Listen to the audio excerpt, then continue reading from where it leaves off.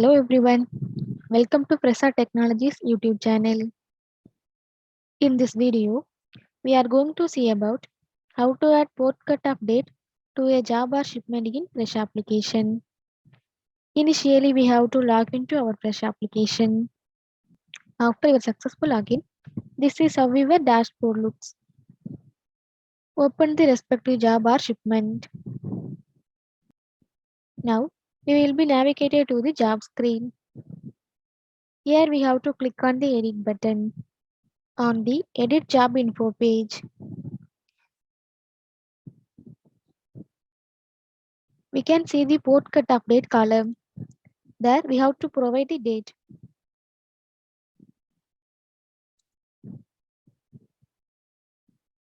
After providing the port cut update, click on the Save Changes button.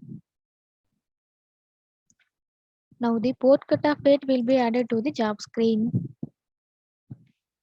This is how to add port cut update to a Java shipment in Fresh application.